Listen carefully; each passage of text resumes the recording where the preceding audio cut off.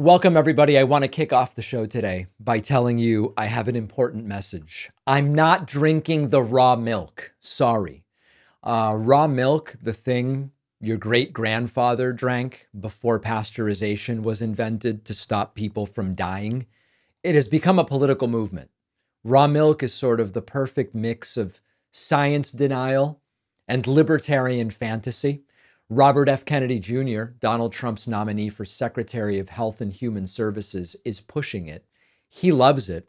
RFK even wants to bring in a raw milk CEO who is currently the subject of a raw milk recall to advise the administration. And I want to be super clear. I'm not drinking the milk. It's not the Kool-Aid. It's the milk that I'm not drinking.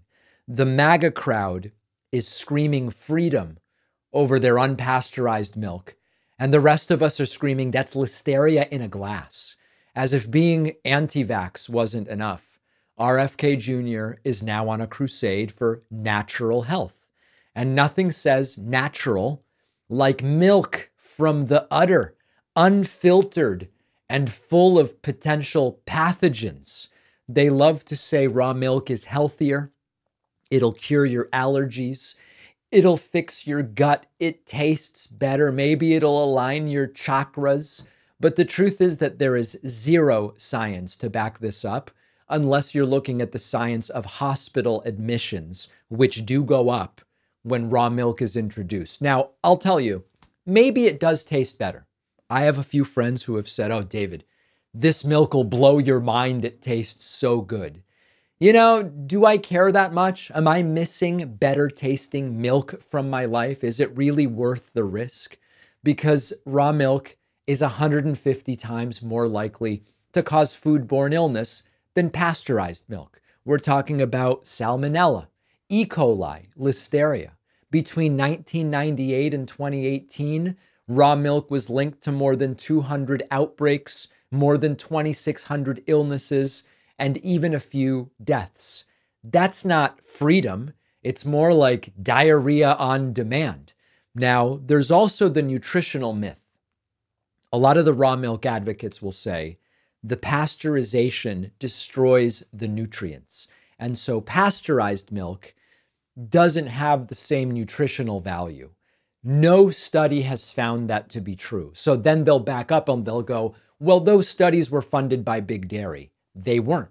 So then they'll back up and say, well, there's something beyond measuring the nutrients that's better about the raw milk. So you're saying that what's better about it is completely undetectable to science.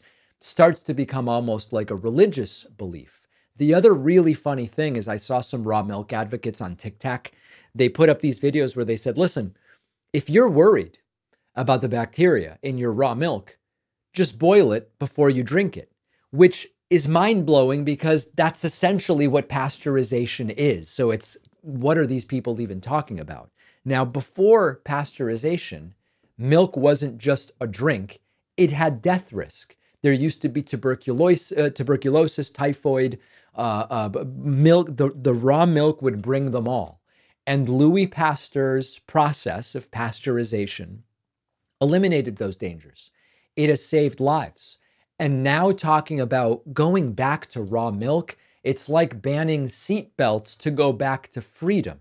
It is not a big dairy conspiracy. And this is the same RFK who pushed the anti-vax nonsense during a pandemic, and now he's championing the raw milk. The bigger picture is that this is not just about milk. Okay, I talked about milk for 4 minutes. Many of you maybe don't even drink milk. This is part of a broader movement to turn public health into this kind of choose your own adventure game. And most of these adventures end in the ER.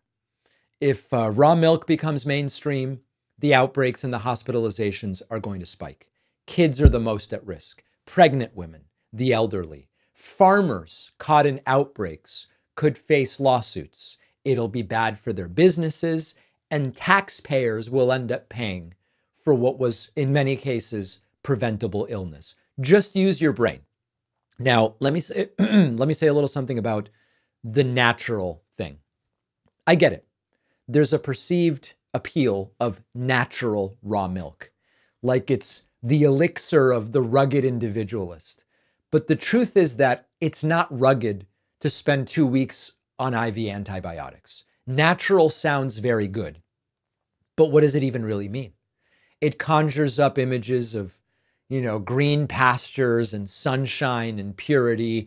Everything's wholesome and untouched by scary modern science. But natural doesn't always mean good. Poison ivy is natural. Arsenic is natural. Raw milk, yeah, I guess it's natural. Doesn't make it a magical health elixir. And the word natural has become a very clever distraction that skips inconvenient details like the bacteria. So I'm not drinking the raw milk, not because I don't love freedom, but because I don't want to have salmonella. That's basically it. The lesson here is simple, and it's that sometimes the modern world gets it right, and RFK and the TikTok influencers and others are selling a bill of goods, and a lot of people are buying it. One of our sponsors today is Geology, offering an array of skin, hair, and body products that are powered by facts, not fads. Geology is a 37-time award-winning personalized skincare company with over 10,000 five-star reviews because people just love the products. Geology creates simple, effective skincare and hair care routines customized just for you with proven ingredients. That's the critical thing with skincare. Their products are built around just a handful of proven, powerful ingredients that have been trusted by dermatologists for decades. Geology can help with acne, reducing oiliness, combating darker, puffy under eyes, or just smoother, more hydrated skin. Go to my link and take their 60-second diagnostic quiz, and their team of dermatologists will design a personalized routine just for you, shipped to your door. I took the quiz. I got the salicylic acid face wash, the tone control morning cream, and retinol night cream. Easy. I love the results. Go to geolog.ie/Pacman70 and use my code Pacman70 to get 70% off your personalized skincare trial set, as well as 50% off any add-on products. The link is in the description.